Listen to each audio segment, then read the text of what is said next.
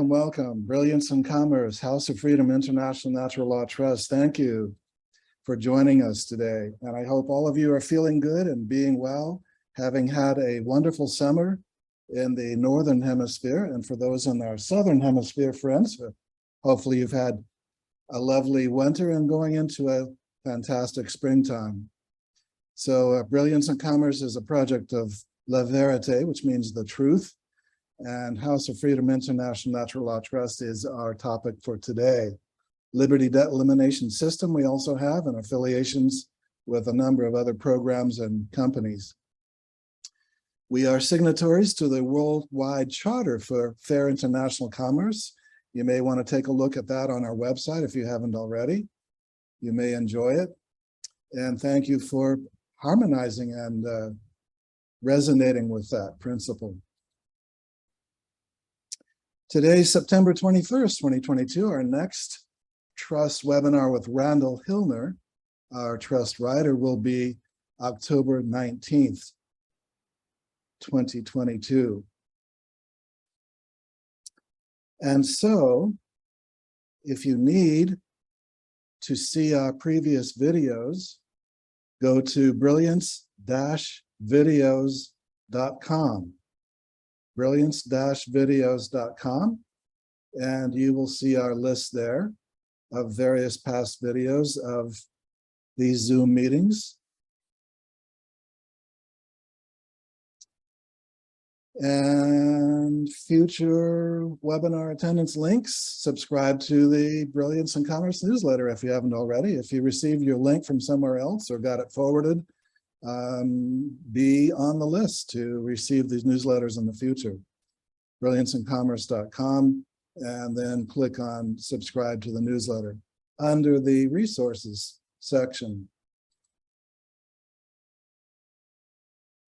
My name is Tonson Fairmont. I'm the founder, consultant in bank instruments programs, former speaker on radio shows and offshore investment seminars, author of Sovereignty, Consciousness, and Cosmic Renaissance. You may be familiar with Randall. For those of you who are new, Randall Hillner is our illustrious head of the trust department at Brilliance in Commerce. I'm looking for you, Randall, on our program today. Hope you get in soon. Okay, so everyone, Randall is the founder of House of Freedom Trusts, the founder of White Light Unlimited, trustee of One People's Public Trust, and he is the craftsman of these fantastic, unsurpassed international trusts. His protege is Dominique Hackett, works with us, assists clients also, teaches the monthly trust study group meetings, and has been assisting people with nominee grantor services and with a number of other answers to questions and so forth. Today, the cosmic conundrum of three hats is our topic. A nominee grantor or a grantor can be oftentimes in the early days, the grantor was the person that put the trust together, was going to put his assets in the trust so that his generation, his legacy, the earnings or the assets that he has put together over his lifetime of work have been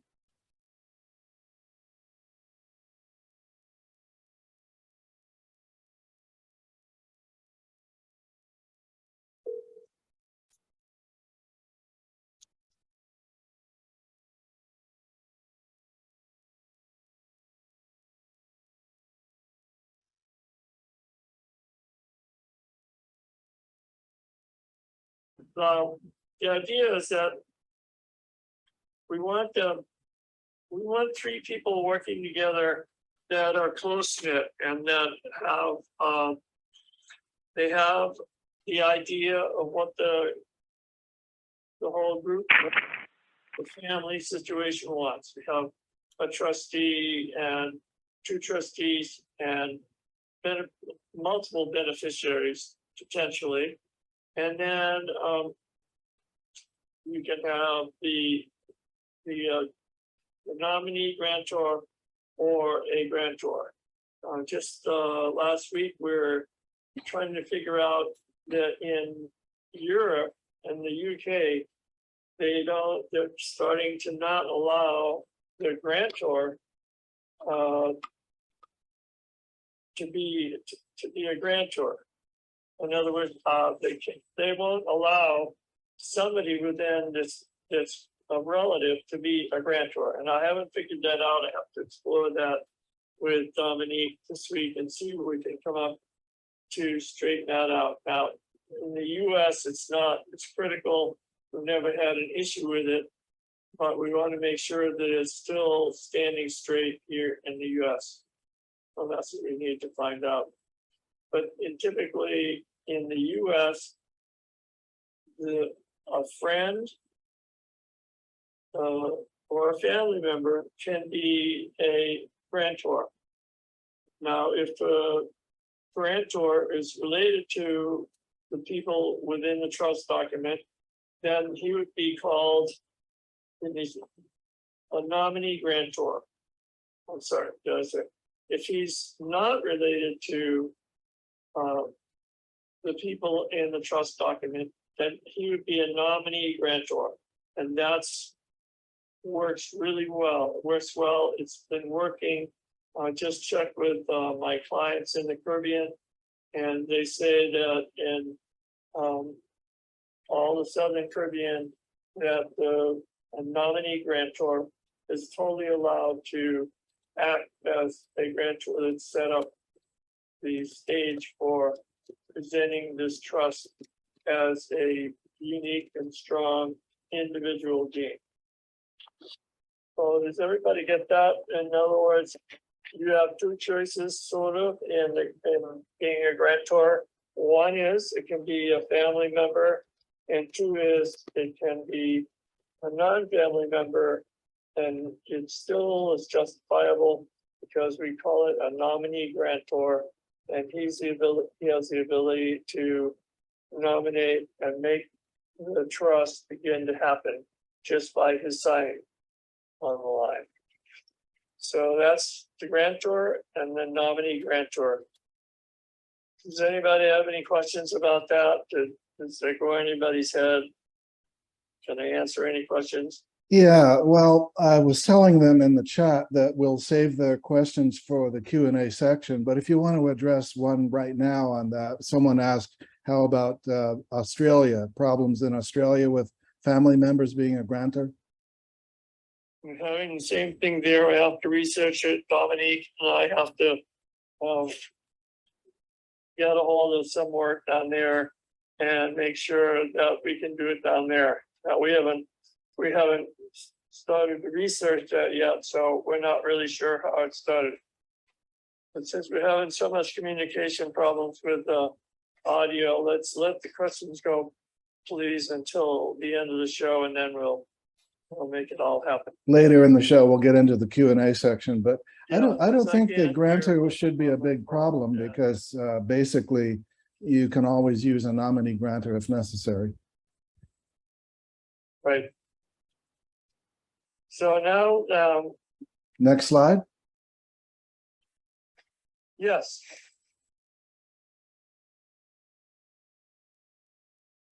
The client can be the grantor and sole trustee. Okay, how does this happen? If the grantor, typically, when I first began this, and I had a mentor, very powerful mentor had done years of work in California. The typical way that it went was the client was the grantor, and he was the one that put the assets in so that the whole trust could take place. In other words, all the assets that were going to be involved with the trust, the names of the beneficiary all went into the name of the trust. And it went like that. So it was very clear, and it was appointed, and it could stay that way. And we've never had an issue with the court adjusting or trying to attempt to break that that process. I think the idea is and is still, if you're going to do something that's not, let's say, not honest with the process of upright legal work, then the trust could be challenged. But that's because the trustees have not allowed that trust to be going forward on its own position and to make sure it goes correctly. But as long as you have a grantor that does the job, signed the trust into existence, he's accepted or he's put the amount or the list of the units of assets that are going to be put in there. The assets could be a home, could be a bank accounts, could be any number of things, but it has to be put in properly, signed in by the trustees, and the trustees should have to make note that it's in there and it's for the purpose of creating a legacy for the people in the trust on a long-term basis. It doesn't mean that can't change over time, but for the period of time that it's in there, this is how it works. So we've had the grantor come in. He's either a true grantor or a nominee grantor, or he's a trustee, and he's going to be a trustee. And I want to talk about the trusteeship later. So now we got the client can be a grantor and the sole beneficiary. Okay, so that could be happening. It could be the grantor or the sole trustee. However, can't be the beneficiary. Only the beneficiaries are allowed to receive the assets from the trust. So it's critical at this point that trustees they make sure that the assets in the trust are secure and that they can't be, thinking that it's their money. It's not their money. It's the money of the beneficiaries, and it's important that the trustees hold that level of integrity and make sure that the beneficiaries are always coming first in first place to have benefit of the trust asset. So, like it says here, it says the trustee can be one or more, the grantor can be one or more beneficiaries, but he can't be a trustee. And he can't be a trustee himself. So it's a little strange how I worded this. I apologize if it's confusing. But the grantor can be the client can be the grantor and the sole trustee, and he can have one or more beneficiaries, but he cannot be the beneficiary himself.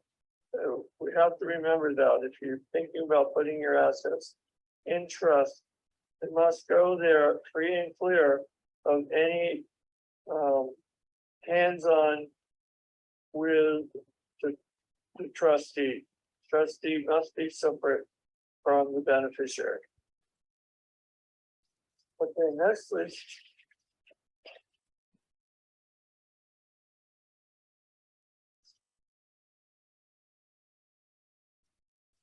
Can a co-trustee with an unrelated trustee? Okay. Can choose a friend as a co-trustee, minimum age 16. You can choose a friend or a BIC associate nominee grantor as a nominee grantor, and you can be a minor beneficiary, but that minor beneficiary must go to the caretaker of the minor. In other words, the minor can only receive money after it's given to the grantor, the beneficiary's overhead. So usually you have somebody that, if you have a underage minor, then the check would not be cut to the minor, but would be cut to the parent or whoever's the caretaker of the minor, and then that is either put in a bank account or is taken to and put into the bank. So they just have to remember to keep the separation so that co-trustee is unrelated. Choose a friend as a co-trustee, can choose a friend or VIC membership to be a nominee trustee, nominee grantor, and the minor can receive money but has to come from the caretaker. Okay, next up.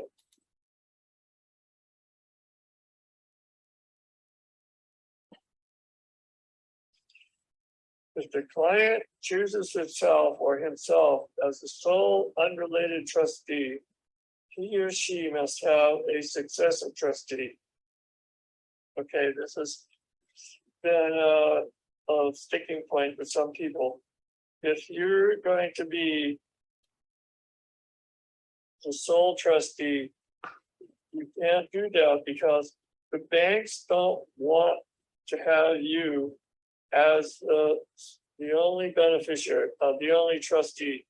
They want a successor trustee that can step in and take control of the trust for the assets of the trust and for the people involved in the trust, but also so that the bank doesn't have to be a trustee for the trust. The banks don't like to be trustees. They have enough business to do by themselves.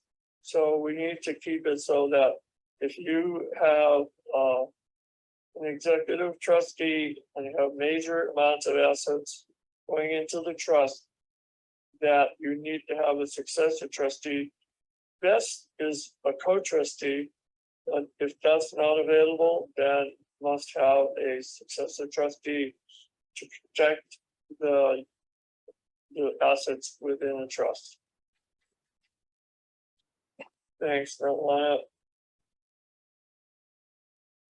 to open an account as a sole trustee. If anything should happen to the trustee, and who are they going to transfer the control to? This is a dilemma.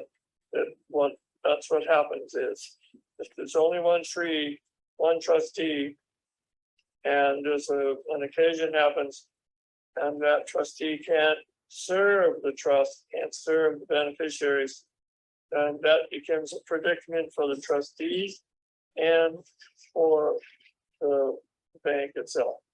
So when we do that, I just had to put some pressure on our client this week because they didn't want to have to be, they wanted to be sole trustee. And I said, no, it's not going to work. The banks won't let you be a sole trustee, especially with a significant amount of asset in the trust, and especially if there are minors. So you need to think about, if you're going to have trustees, then you want two unrelated trustees, best, and then you're okay. Because you have, if something happens to one trustee, then the second trustee can take over. Okay, next slide, please.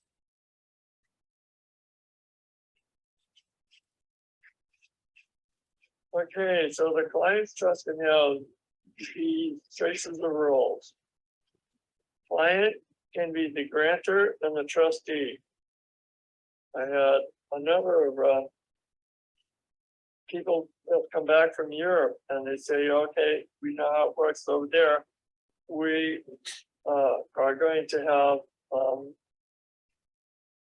we're going to be the grantor and the trustee, but we will not be the beneficiary. So they already know that they can't be a trustee and a beneficiary at the same time. And that makes sense because all of the trust law that we've backed into and researched with is that the trustee cannot be a sole trustee and a beneficiary. He has to allow another co-trustee to be in there, or they can't be trustee, they can't be beneficiaries. Anyway, have to just take them away from being a beneficiary. Client can be the grantor with two unrelated trustees, and a client can be a sole beneficiary.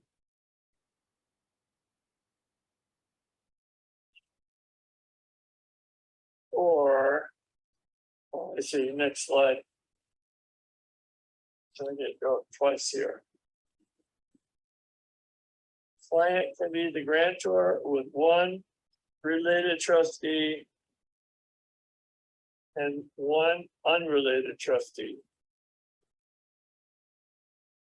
Yes, this makes sense. Client can be the grantor with one related trustee, and the client can be the grantor with one unrelated trustee. And that's how, when we set it up, you can have two trustees, two friends, or one friend and one family member.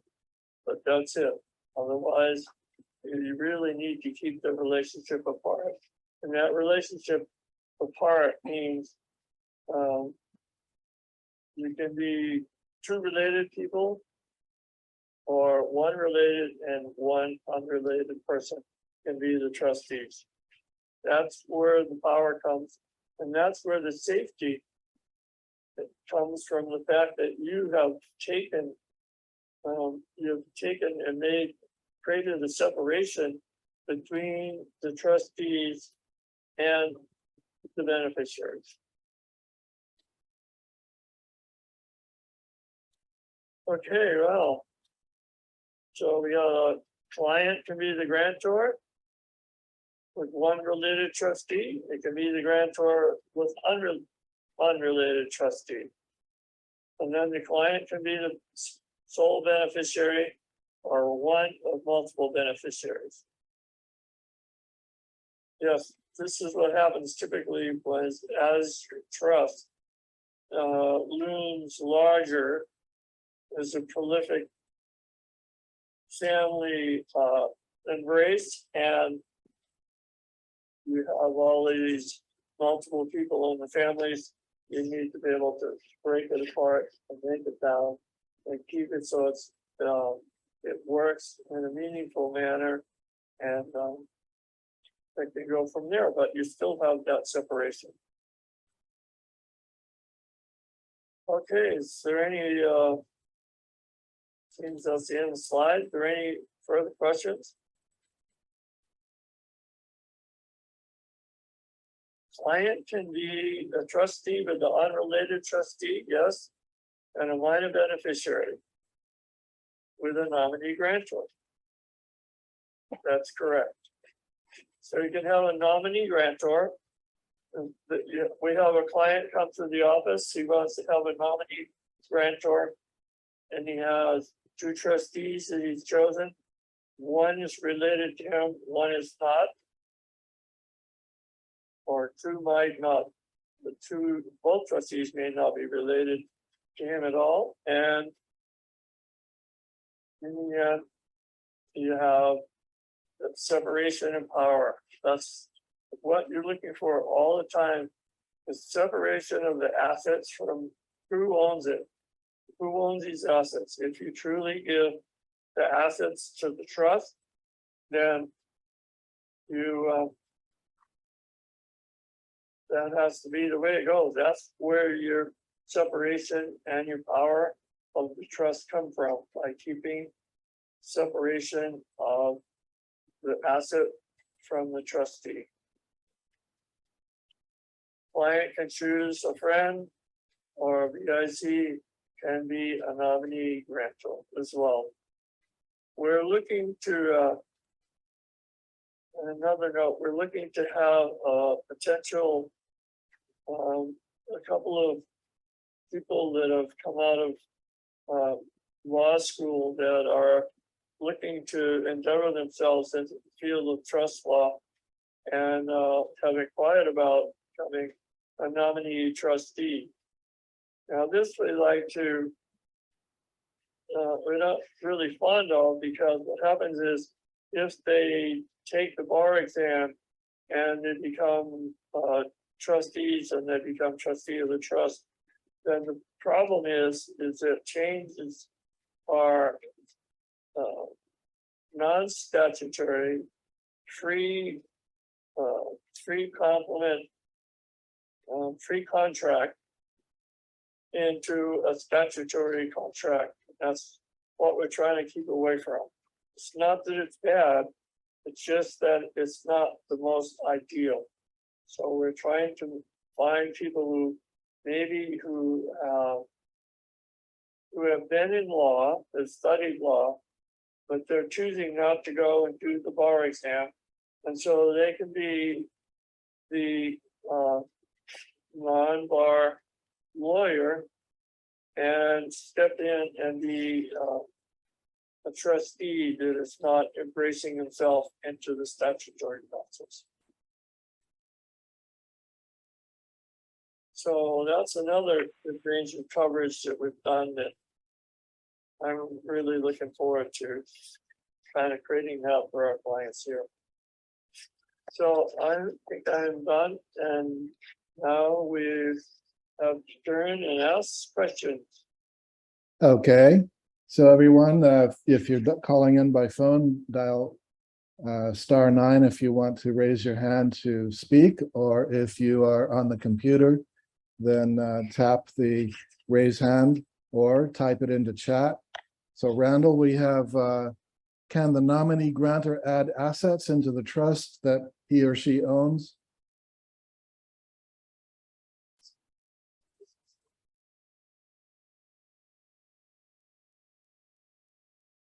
Say that again, please. Can the nominee grantor add assets into the trust? Yes. The trust can take gifts or assets from anybody that wants to put into the trust. Including the grantor, the trustees, or even, it wouldn't make sense for the beneficiaries, but it was certainly no prohibition against it, I guess. Well, the trustees, the beneficiaries don't want to be putting assets into the trust because they're going to be the benefit down the road. Right. And the trustees don't want to put money into the trust because they have to manage enough as it is. And so for them to be managing even more, it just puts more workload on it. So it can be done, but I don't recommend it. All right. The next question from Steve is, can a trust be a grantor? Can a trustee be a grantor? No, a trust. Can a trust be a grantor? Yes, a trust can become a grantor and start another trust. I'm assuming that that's what that's about. The trust can create and grant a new trust. In other words, an example would be maybe the trust has gotten rather large, and the trustees say, I think that we would like to pare this down a bit, so we'd like to create another trust, which the trust can do. It can separate its assets out, has to pick 2 new trustees and at least 1 new trustee. So you could have one trustee that's been with the trust for a period of time, and then you have to have another one that is not related to the grantor or to the trustee that is in the trust now. All right, next question is, since beneficiaries can be taxed during disbursements, does it apply to beneficiaries who are tax exempt trusts? Well, the trust may be exempt from it, but if the people in the end, as beneficiaries, take money from the trust, then they may have a taxable liability. I think this person is asking if the trust is the beneficiary and that trust is non-taxable. Yes, if it's non-taxable, then that person would be non-taxable. Okay, so the next question, what would be the benefit to a trustee to put assets into the trust if the trustee is not a beneficiary?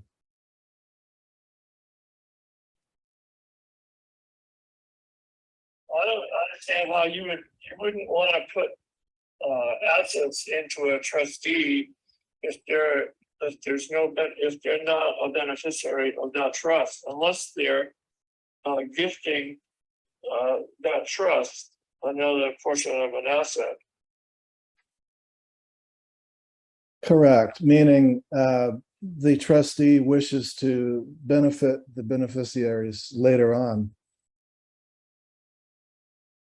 Yes, that's a possibility, but I would make that really distinct, different. Get the secondary trust going up and going, have the people in place, and then that trustee could possibly gift or assign money to that trust so that it could begin to function.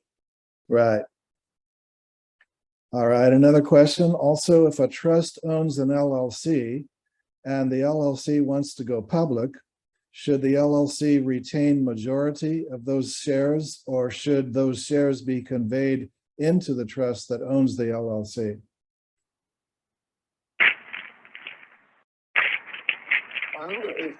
If you're going to do it like that, I would say to take a portion. It's just like you portion out the beneficial interest in a trust. If say there are 10 people and you have $100, then you have that 10 people receive $10 each, and the same with the LLC.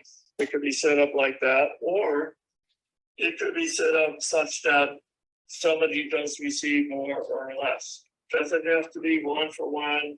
It doesn't have to be equal, and so it can be a hodgepodge. There may be like the way the trust is set up, how it that if there's one beneficiary of the trust that may have more needs than another beneficiary, that beneficiary gets more compensation for his needs.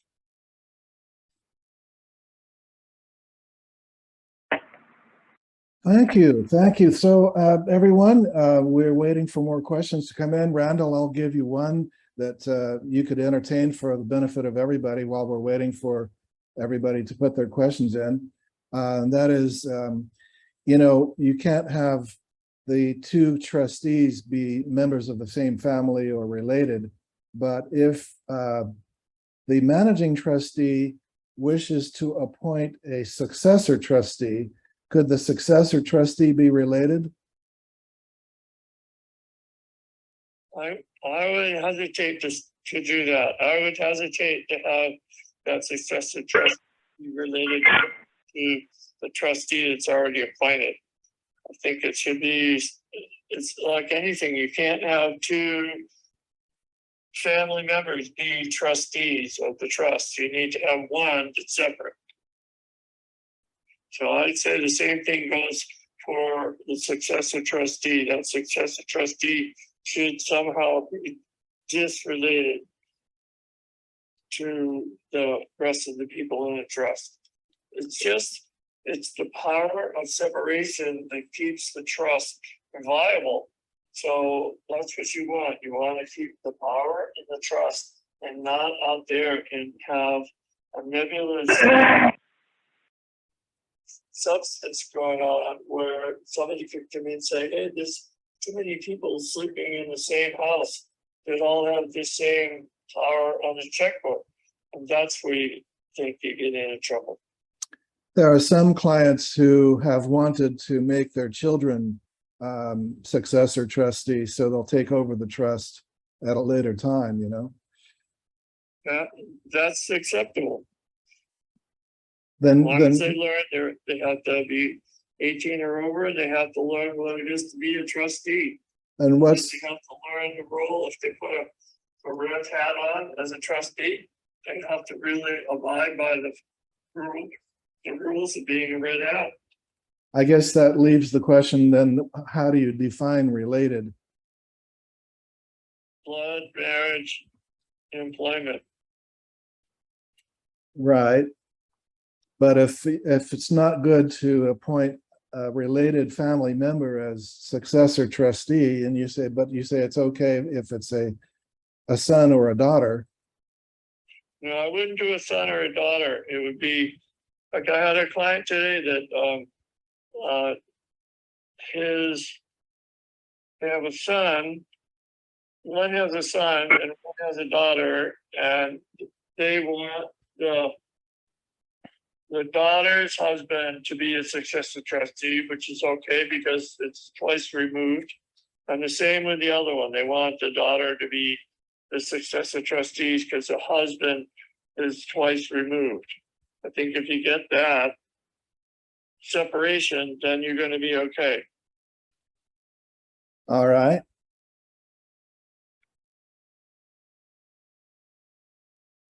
Excellent. Okay. Kay is asking, can you describe the procedure to open a trust using your company? I think I need several. What is the fee currently? We don't discuss fees on these Zoom meetings because these are educational. But to open a trust, you certainly can. Just go to our website, preferably to the link of the affiliate who referred you. If you don't have an affiliate, then just use the site. We've given it earlier in this meeting, and we'll give it again later in this meeting, what the URL is, and you can order right on the website. You're welcome, Ocean. You were thanking us for answering the questions. Randall, what other comments related to all this would you like to mention? Seems like everybody's so intelligent today that they don't have many questions. They understood everything. They're getting more and more. We've been doing this for a couple of years now. Yes. I think that a lot of the clients have a good understanding of how this runs and where the separation needs to be. How, you can be a trustee and not a beneficiary. You can be the grantor and not a trustee. And I think that's what's beginning to happen, having more and more saturation of knowledge, and that's what you need to have, because as you grow more in being a trustee, you're going to have to know more and more, and that's, I think, we're going to step into the role of teaching how to be that trustee and learning the rules, what's the law behind the rule for a red hat or a white hat or a beige hat. Right. You just need the essence of it so that you can carry it forward. And also that you know, I have a bibliography that's posted on the BIC website where you can go and see these books. And these books are, maybe 100 pages long, but they give you the essence of what it is to be a trustee or Randall, to have a trust in here. Would you please be so kind as to get closer to the microphone so everybody can hear you better? Is that better? Go ahead, we'll tell you. Thank you. Okay. Mahalo. Yeah, well, I'm a long way for you guys. I'm way out here in the Pacific I wanted to deliver a trust in person, but swim was too long for me. I couldn't get that far. Yeah, So, there's good bibliographies that we help listed in the website, and people are getting more and more educated. Just the fact that you folks show up. What have we run this with? This has been going on 3 or 4 years, Dawson, and just sitting in that saturation is going to allow your conscience to pick up on what it is that a trust needs to have. And that's, do your diligence. Read a book, read a chapter, put it away every month, go to a meeting, and, learn what we're going to say. It's not difficult. Yes, the legalese is difficult at times, but you're all intelligent people. You know how to handle it. we have some more questions. Is it better for the company to convey its profits into the trust, or the trust to collect the income from the business and then pay the business expenses? It's kind of a double-sided thing, but first of all, any legitimate expenses would be paid by the trust. That's a normal business activity. And then what's left over, this is the option with the trust, is what's left over is some money can stay in the trust, but would accumulate in the trust to be its potential wealth building part of it. And part of it could be given out to the beneficiaries. And beneficiaries would receive that pot of money. They would have to pay tax on whatever percentage they get or whatever tax benefit they get. But it doesn't have to be paid out. But at some point, yes, you're going to want to give out money to the beneficiary. That's the whole idea of the trust, is to give the beneficiaries a significant portion of the profit from the trust, and that also keeps the profit of the trust bound, so that the trust profit is always down. Even though they're always saying, "Oh, the trust will pay more money if it has to pay the taxes." Well, that's true. However, the trust can pay even more money to the beneficiary, and so there's less taxable liability to the trust, and it goes on to the beneficiary, which is usually at a much lower rate. All right, the next question is, if you live together and not married, is that still considered to be a family member, even though not a blood family member?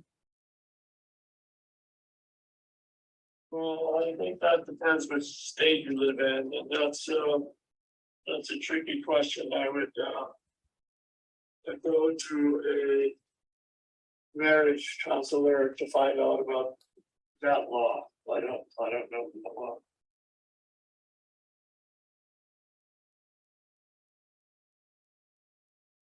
In other words, even though these trusts have never been subjected to any kind of invalidation, you want to make it so that the court would uphold it if there would ever be a challenge in court, that the relationship is not too close, I guess. Yes, I mean, if you're not, I mean, common law marriage is acceptable in, I think, most states. Some aren't, some aren't. I mean, the way this congressional process has been happening the last couple of years. Can you get closer to the microphone, please? So everyone who joined, yes, everyone who joined late, apologies. What happened was the beginning of this program today, Randall's computer crashed, for those who missed that. And usually our sound is much better and his video is much better. So he's been operating on the phone as a replacement. So thank you, Randall, and thank you for everyone for your patience. So please continue. We're gonna, I think that I was talking about how most states are common law marriage states, and so you'd have to look into the ramifications of that if you have assets and you want to put them in trust. But again, it doesn't really matter in one sense, because when you put your assets in the trust, then you're going to be putting them in the percentage that you would put them in as you feel is equitable for both of you, and then they would come out that way as well. So I think that's just an idea of, you have to choose if there comes down to being a divorce after a period of time, you have it in writing what it is that you've decided to do with the assets of the trust. Yes. All right. Then the next question is, can you outline what the relationship is between a trust and an LLC might look like for the benefit of the beneficiaries? Well, I don't like the LLC because it's already in place. It's a statutory process, so it has to file a tax return and it has to pay excise tax, etc. So I don't like to use them. We stopped using them a while ago, but they have their effect. They do have some privacy, some protection from civil suit or criminal suit. I think that the latter part of just putting a trust together, putting your assets in trust, is a much more proficient way to maintain your assets. Yes. Next question. When opening up a trust bank account, I have noticed some applications are looking for beneficiaries' info. Should we keep that info private? Depends what they want. Usually if you don't give them what they want, they don't want to open the account, which means you just get up and go to the next bank. But if they just want certain things, then be judicious about it. But I found that if I've gone in, my best presentation was I took a copy of the complete trust with me, and I would leave that with them. The only thing that would be missing would be that the minutes of the trust would be kept or clipped out or kept out of what the banker sees, and is just told that minutes of the trust is private. And I've had no problem with that. So the only thing, mostly they want to see that there's like in our trust, we have an 11-page indenture, I call it. And that indenture basically gives a synopsis of what the whole trust is about and what it's going to do for everybody. And when the banker sees that, he's most of the time been very open, saying, yes, this is a valid trust. This is a valid trust. So we will take it in, yes. Well, they can also keep too many things out, then they don't like to see hiding. And the banks are getting worse because they want to know the client more and more. And so I don't know how it's going to go in the next couple of years, but I think if you have a good relationship with the banker and the essence of the trust, you've read through the trust a number of times, can explain yourself. The trustee also has enough knowledge with him to explain the situation, that the banker's going to be pretty okay with what you present them. I find too that I can tell them to look at point number 7 in the trust certification minute, where it says that the bank is not responsible for implementing or adhering to the provisions of the trust for the benefit of the beneficiaries, and therefore at least releases them. It gets them off the hook. They're Yes. not, the bank is not responsible to the beneficiaries and doesn't need to have their names. That's correct. And since we actually put that in there, I don't think I've had an issue with it at all. Right. So that's a very important point. All right, next question from Jonas. If you have a 98 foreign trust, can your wife be a trustee and beneficiary along with other beneficiaries? What was the first one? A 98 trust? Foreign trust. A foreign trust, I wouldn't know what to comment on that. That's where it's foreign, where it's established, and what that established law is. So I'd have to if I could comment.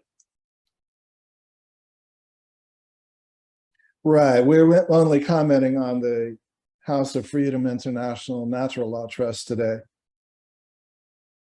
All right. Here's a real simple question. What is the best bank to open your trust bank account? The one that says yes. Yes. The ones that say yes. Which is actually, Randall, I don't know what everyone else, but my experience and those people I know haven't had much problem. So I haven't seen it really getting worse. I've just seen, yeah, there's some banks that, their corruption is coming out. They just go down the street to a different one, and you generally find that the one who says yes turns out to be the very best bank you could have chosen anyway. Yeah, and I've had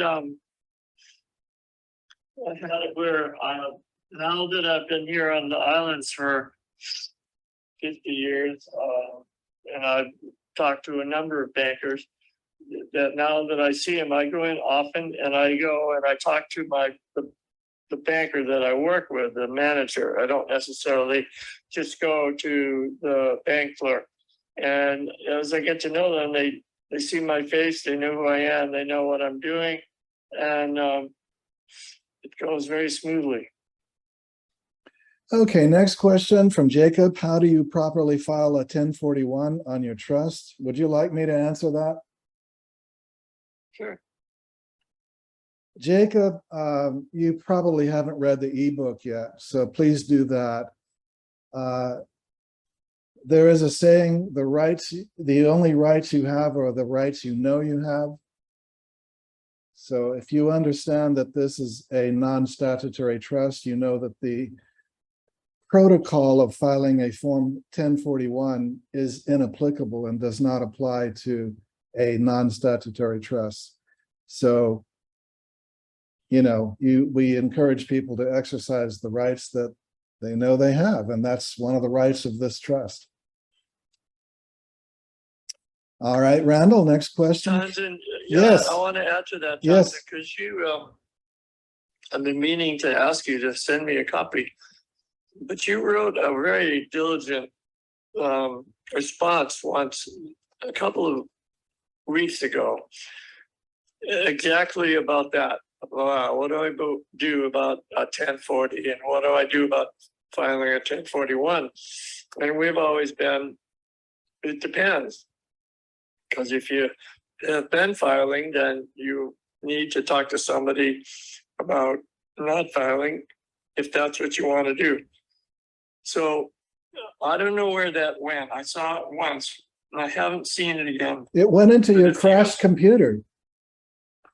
It's in your computer? In your crashed computer. You've got to raise your computer from the ashes and revive it. Oh, it's in that one. Anyway, it was a brilliant article, and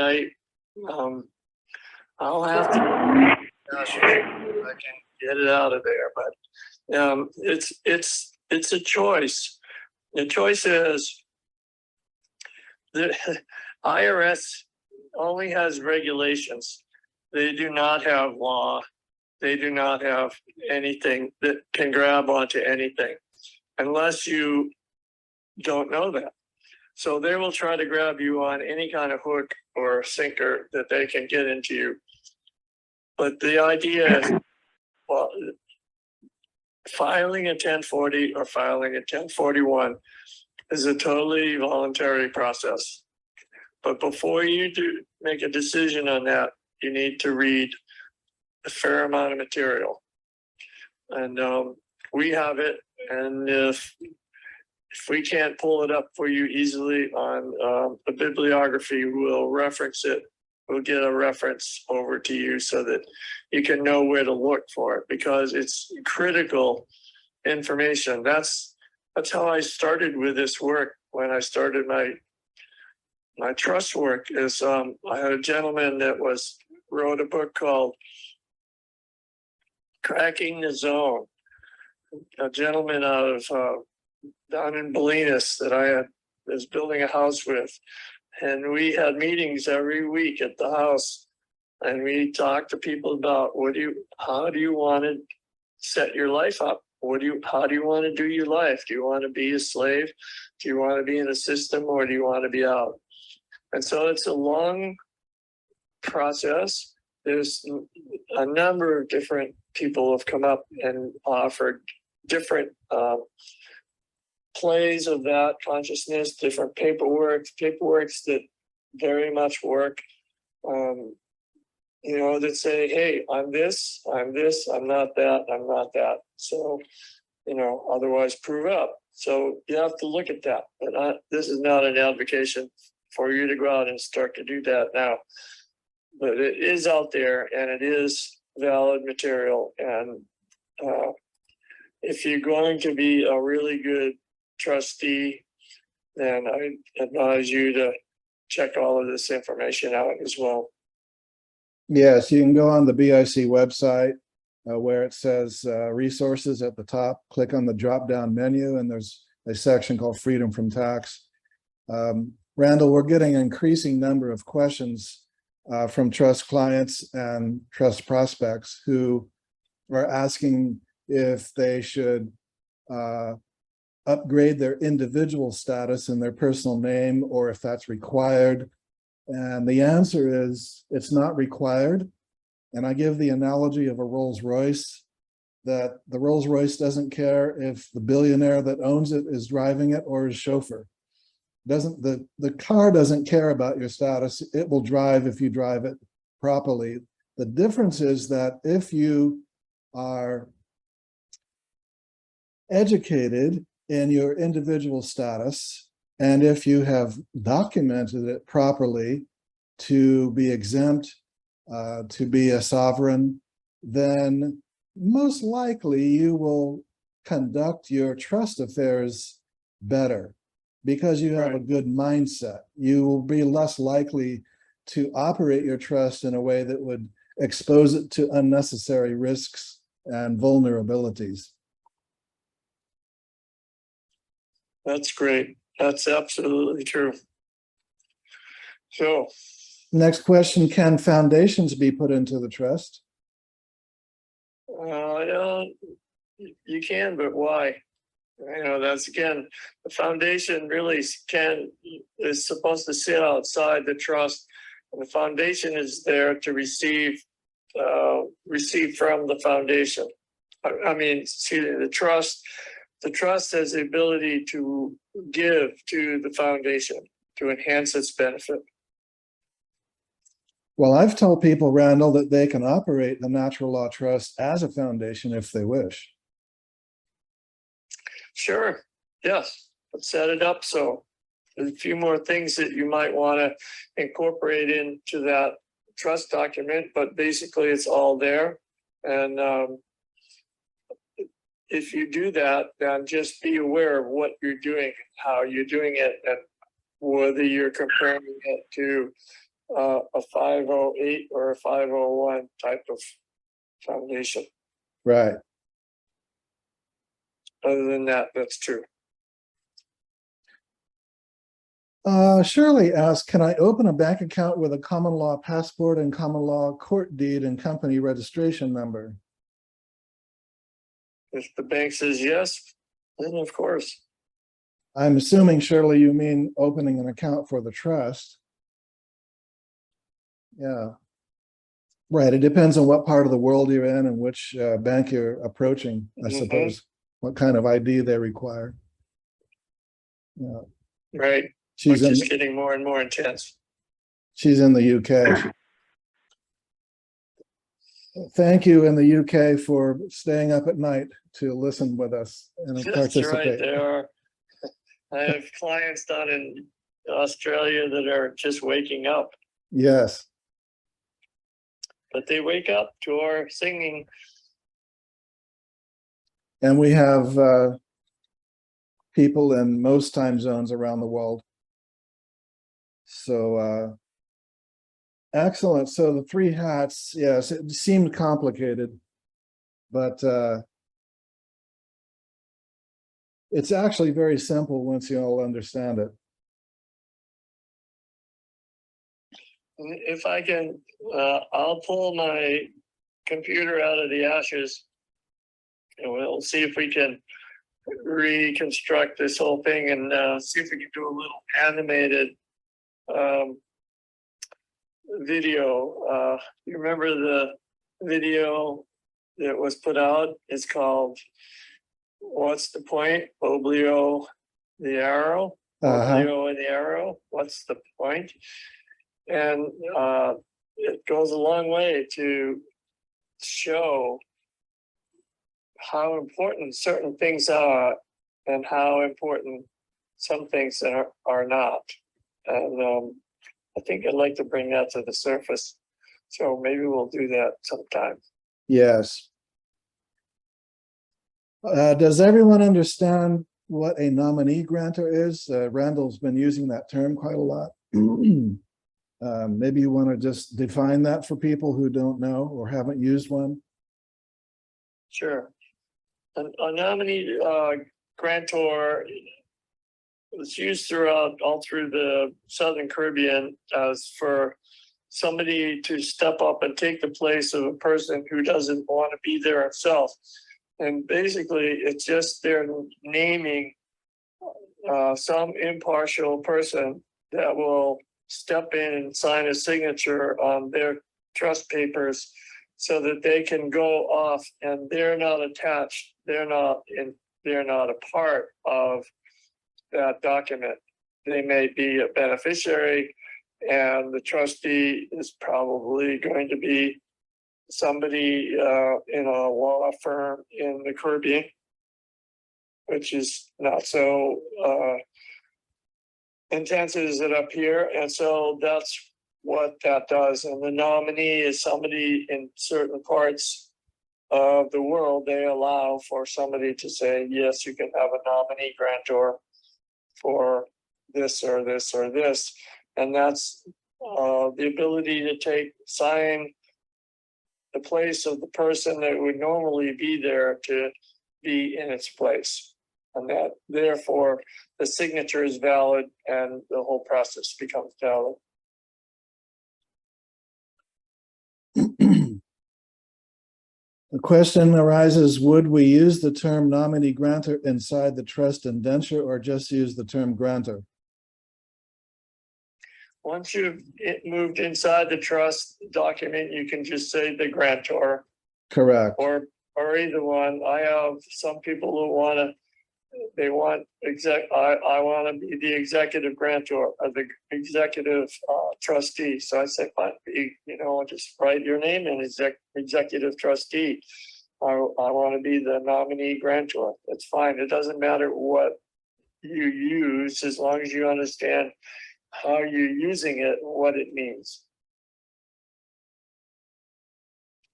And Shirley asks, can the document be re-signed if it has been done already? But maybe we need more explanation of the reason for your question, Shirley.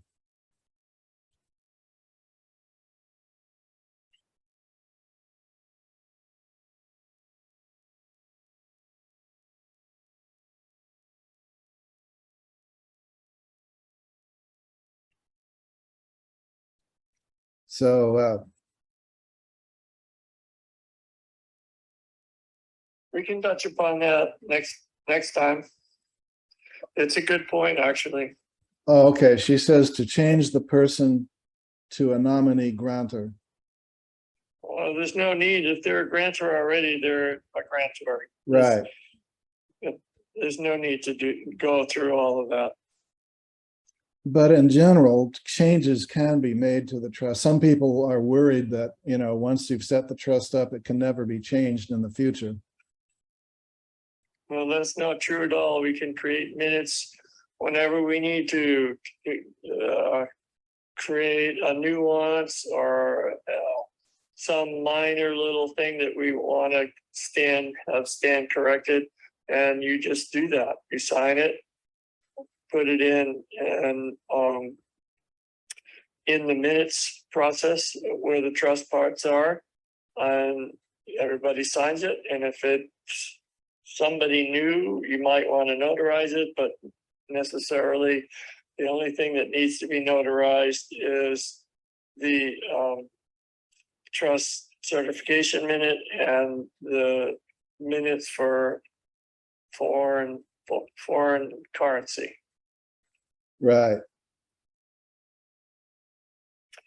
Otherwise, and these people go, well, why don't you need to do the whole thing? And I said, somebody said that a bank in England wanted everybody's signature on everybody's page. And I said, why do you need to do that? All these people know each other, otherwise they wouldn't be doing business with each other. So they already know their client. And so there's no need to do that. So the only thing that really is essential, and when you do this part, they can't argue with it anymore. When you have a notarization for the trust certification minute and for the foreign currency, you're putting foreign currency into the trust, that's the only time you need to have a deeded signature. Your answers have been very enlightening. I had some comments earlier saying that your information is so valuable. So mahalo, thank you. And so glad you finally got on with us, Randall, today. So sorry. Yeah. I feel so embarrassed when that happens, and it's like out of my control, and I go, oh no. I know, right at the last minute. Yeah, I know. Anyway, so, new computer coming. Yes. New phone. We'll see what we can do next time. And thank you, everyone. I really thank all of you people, everyone of you that listens in and comes back for more. It's a joy to me it stimulates me to continue on, and it inspires me to get more and more. And I've got Tanzan, I've got Dominique and a couple others working behind the scenes and poking me in the butt, making it, come on, we need more, want more. So I really thank all of you for stepping up to the plate and say, we want more. And everyone, if you have questions that haven't been answered, feel free to click on contact us on the website and ask your questions. Or of course, if you're a client and you have a trust from Randall, then you have private communication by email and phone with Randall. And Randall also very much enjoys visits from clients in Kauai. So if you feel like traveling and making a business trip to Kauai, Hawaii, then he'll meet with you. It's a write-off for the trust, and we can drink coconut juice all day long. Okay, a grateful heart is a magnet for miracles. Again, mahalo, thank you, Randall, and glad you got on. Aloha, Thompson, and thank you, everybody, for showing up. Thank you.